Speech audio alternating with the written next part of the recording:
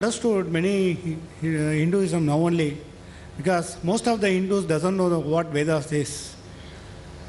But do you agree all Vedas scriptures and Vedas chapters, everything, is it correct? Then some section of the people in Hindu only learning that Vedas. Not many Hindus are learning, they are not allowed to learn. But those religion leaders also not practicing the same what Vedas says.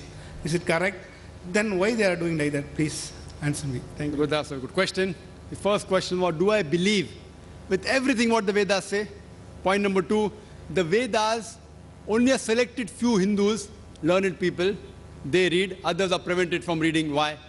Point number one, do I believe in everything of the Veda? If you analyze, Allah says in the Quran in Surah Rad, chapter number 13, verse number 38, Allah says that we have sent a revelation in every age. لِكُلِّ أَجْلٍ كِتَابٍ.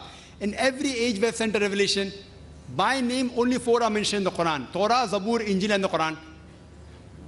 The Quran is the last and final revelation of Allah subhanahu wa ta'ala, which was revealed to the last and final messenger, Prophet Muhammad sallallahu alaihi wasallam.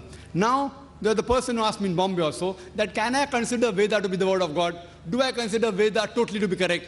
See, by name, only 4 are mentioned. Torah, Zabur, Injil and Quran. But there were many books revealed by Allah subhanahu wa ta'ala. Now regarding Veda, can I consider the word of God? Since Veda is not mentioned by name in the Quran or in any authentic hadith, I cannot say for sure that it is the word of God. I can say maybe it is, maybe not. But even if Veda was the word of God, it was meant for those people and for that time. Today, we have to follow the last and final revelation, that is the glorious Quran for the whole of humankind. Regarding your question, do I believe everything in the Veda?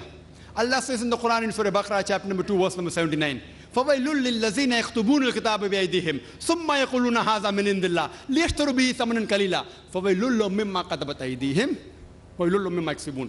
Woe to those who write the book with their own hands and then say this from Allah, to traffic with it for a miserable price. Woe to those for what they earn, woe to those for what they write. Now we realize that all the previous scriptures of Almighty God, by the passage of time, they have got corrupted. They have been changed. Today, we don't have the Injil in the pure form.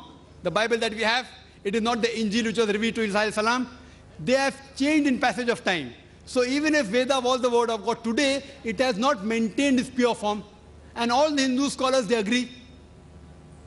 So, Allah says in Surah Hijr, chapter 15, verse number 9, that we have revealed the Quran and we shall guide from corruption. Quran is also called as the Furqan, the criteria to judge right from wrong. So what I say, that whatever is matching with the Quran in the Vedas, I accept it to be true. What doesn't match, I leave it aside. Because Veda hasn't maintained its pure form according to the Hindu scholars. So what I say, whatever matches with Quran, I say I've got no objection. This part may be the word of God.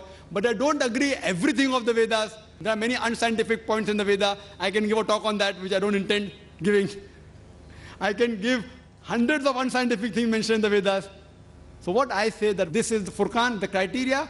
You check with this. If it matches with this, we agree it to be that part as to be true. Hope that answers the question.